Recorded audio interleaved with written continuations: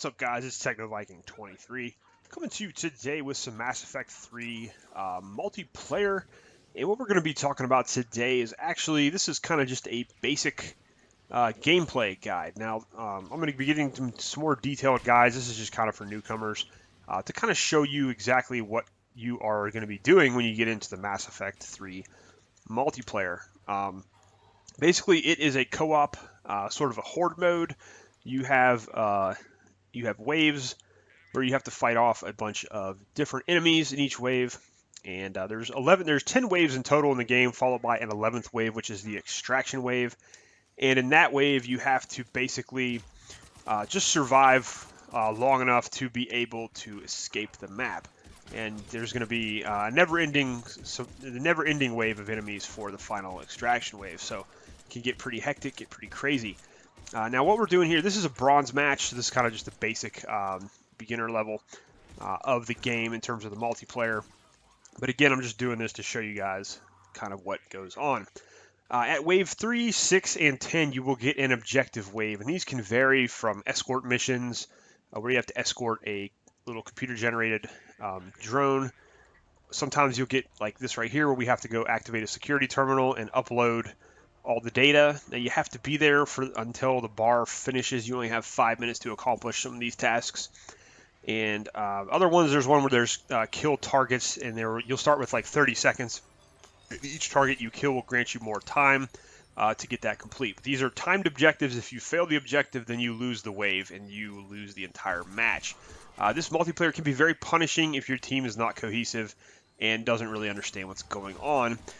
Because like I said, it is 11 waves, and you can fail very easily if everybody is not working together on these objective waves. Now, each objective wave is going to award you some credits. You can use these credits to buy items and gear in the in-game RNG loot store, which I'm going to have a more detailed video on later. We'll talk about that and kind of go into some things with the RNG loot store. Now, each match can take place on a different map. There are several maps in multiplayer in this game. This is actually a hazard map. As you can see, you got this giant thing floating around here. This actually will injure you, and it can injure enemies as it goes on the map.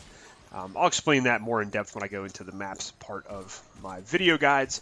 But like I said, this is just your basic general, just kind of a beginner's guide to how the matches work. So like I said, when you get through, you can see there we just got some credits awarded. When you complete the objective in Wave 3, Wave 6, and Wave 10, you will be awarded credits. You really want to make sure you try to get through those waves so you can at least get something in case you wipe later in the match. You'll at least get some credits and be able to spend those. You also get experience as you play through the match and get kills. And at the final, after Wave 11, if you do the full extraction or if you survive to extraction, you'll get more experience, which will help level up your character and unlock more powers that you can use in the map. That's what you'll see down below. You see where it says Y and RB. Those are the two powers I have with this character that I can use in order to take down enemies. So we'll cover that, like I said, more in depth when I do kind of like a character build guide, and just talk about the general powers and classes of characters there are in this game. It's one of the things that makes this multiplayer pretty fun and varied is just the amount of different classes you could use. So we'll be going over that later on. But this is pretty much how it works. You just go around the map. These enemies will spawn. There's a wave budget each wave where a certain number of high-level enemies will spawn and a lot of minion enemies will spawn. These assault troopers are just your basic, like, Cerberus enemy. Pretty easy to take down, nothing serious. You'll also come across some shielded enemies, some armored enemies that you can use different powers against. As you move up to the silver and gold and eventually platinum levels, if you get really, really good at the game, the waves will all be much more difficult. You'll have what we call boss enemies more often. Like with Cerberus, the boss enemies, there is a thing called an Atlas. It's basically like a giant mech. Those are the Cerberus bosses, and you will see those a lot more often when you play the higher difficulties. Now you notice these guys have a shield, and you cannot actually shoot through the shield. You have to try to shoot them through the eye hole on the thing there, and we're not having much luck right now. I did not equip a piercing mod on my weapon, so I'm not able to shoot these guys through the shield like sometimes I normally can. And my aim is a little bit off today, so we're not having much luck at all killing these guys. But yeah, so this is pretty much it. You're going to work your way around the map. It's really important to know map flow in this game because you will be able to kind of lure the enemies around and flank them as I'm trying to do with these shield guys, and like I said, just not having much luck with these guys right now. But hopefully someone else will come around and get them from the back and take them out. We'll take out these normal guys over here. And you can see that giant floating ball of death just basically took out that one shield guy. So this is, like I said, it's a hazard map. You can definitely use that to your advantage sometimes. Now, like I said, the enemies will follow you around the map, so it's very interesting how it works. And you can basically use that to your advantage in the certain waves. There's one wave in the objective waves where you will get, you have to turn off 4 devices. And basically, if you you can lure the enemies to one side of the map and then go get the devices safely. The enemies will basically just follow you around. So you have to learn map flow. You have to learn where the enemies are going to go. You can see here on wave 6, we got a target mission. So the targets will be marked with that little blue diamond, and then you have to take them down. You can see that's a Dragoon. He's an armored enemy. He's a boss, so he can be damaged by powers that affect armor, which is what I'm using with RB. That is the Incinerate power, which heavily damages armored enemies. And then I have Energy Drain with my Y power, which strips off shields pretty fast from enemies. Like you see that Centurion has a shield. So these are just basic gameplay aspects of this game to kind of help you, see what it's going to be like. Now, but this is pretty much it. I mean, it's pretty fun, and you don't want to be getting on the wrong end of those turrets. But this hopefully will show you guys, just kind of let you guys see the gameplay and how it works. Like I said, it's very important to get through those objective waves to get those credits. You can see here we still have another target to eliminate. See if we can find this guy. He's over here hiding, and we got another engineer setting up turrets. Cerberus can be a very tough faction to play against because they have so many different, very high kill potential enemies. They have like these engineers. These guys will put down turrets that will absolutely wreck your day if you don't take them down. They've also got the Dragoon, who's this guy who's got these energy whips who can take you out pretty quick. They have Phantoms, which are invisible enemies that have a samurai sword, and they can basically like stab you and one-hit kill you, and you die instantly. The other thing too in this game is you do have items you can use as you are playing. You'll see there on the left-hand side with the D-pad indicator. There's different little items there with a number by each. I have missiles. I have more ammo packs, and I have Metagel. Now, Metagel, when you see there at the bottom, I have the little blue shield icon, and then I have the 5 little red bars. That is basically your health. So as I get shot and I get hurt, the shields will go down first, and then it will start taking away your little red bars, which is your health, and when you run out of those, you die. Now, you can be revived by teammates, but while you are dead, you can be... You can't have enemies come by and stomp on your head and basically kill you. And when you die, when you're dead for sure, you actually cannot be revived and cannot contribute the rest of the match. And that can really hurt your teammates if it's a really tough match, especially. Here's what I was talking about as an example with boss enemies. This is an Atlas. It's a giant mech that takes quite a bit of firepower to bring down. Now, we only are going to get 1 or 2 of these in this match. But if, like I said, if you were playing on silver or gold or platinum, you would get just an absolute ton of enemies that are that big and that serious. But when you die, like I said, if an enemy comes by and stomps on your head and kills you outright, you cannot be revived. Your team will have to finish the rest of the wave without you. You will get automatically revived if they do complete the wave and the next wave starts. But that Metagel will actually revive you while you are dying, so to speak. There's a little countdown timer. You can hit the A button to lengthen it to try to give your teammates a chance to get back and help you, or if you can just use Metagel to revive yourself. I definitely would suggest to save your Metagel and try to at least wait for a teammate to come get you.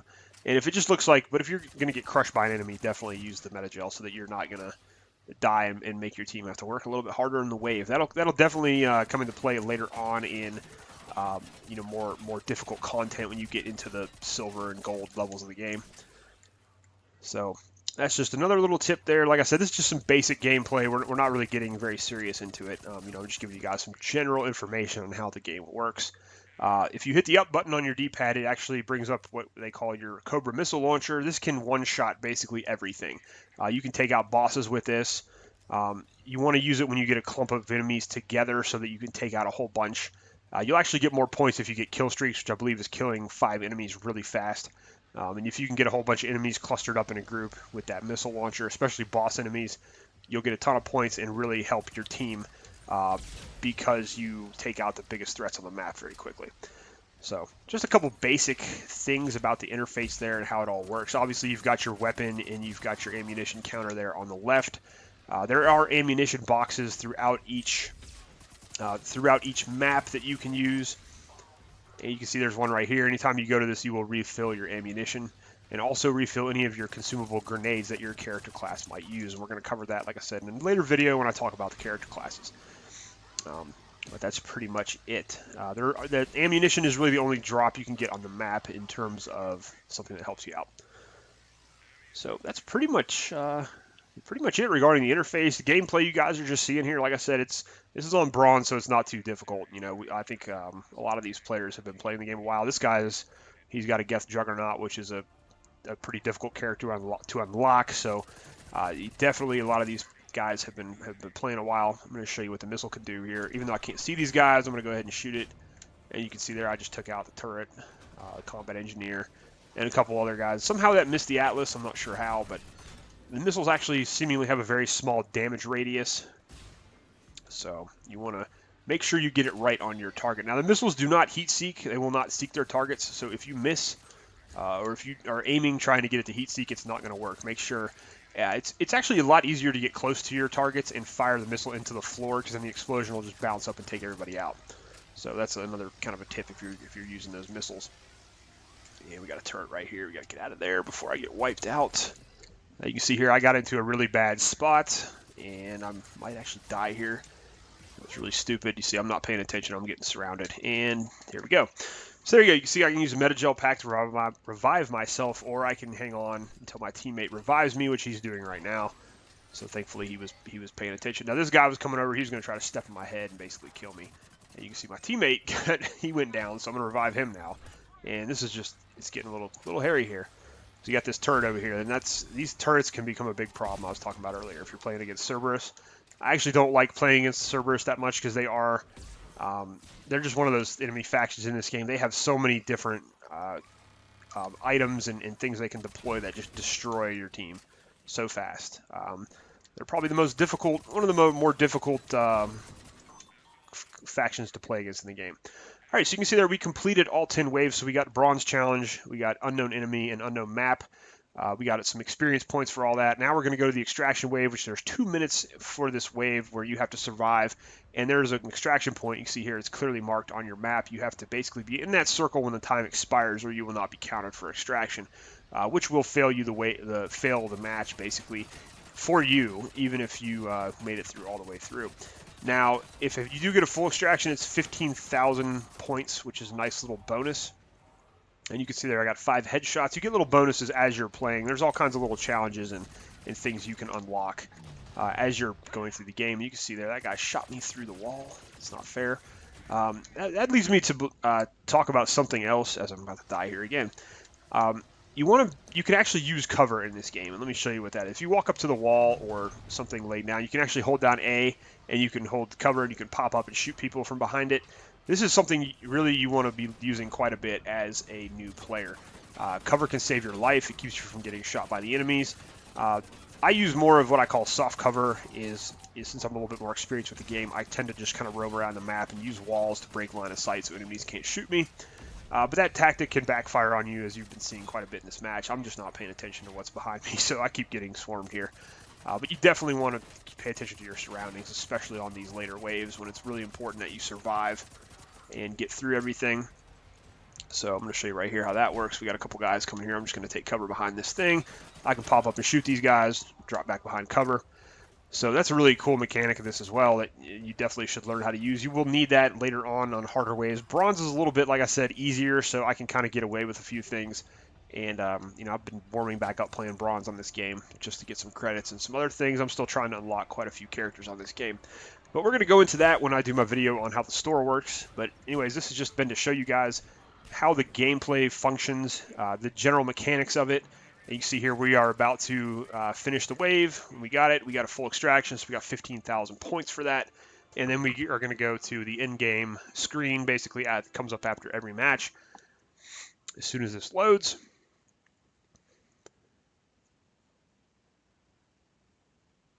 maybe.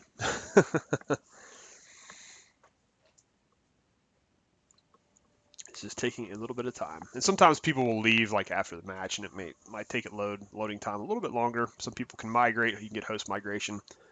This is definitely taking a lot longer than it should be.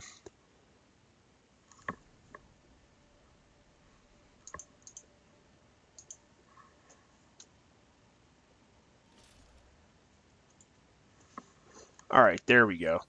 So now you see we got some XP. We got 17,000 credits. It'll tally up the score. Everybody gets a score, which is basically how much experience you earn during the match. It doesn't really matter in my eyes. This is a co-op game, so you really shouldn't worry about it. As long as you're contributing and doing pretty good. You can see all the medals that you got there for kills, assists, headshots, things like that. 5-wave survive, bronze challenge.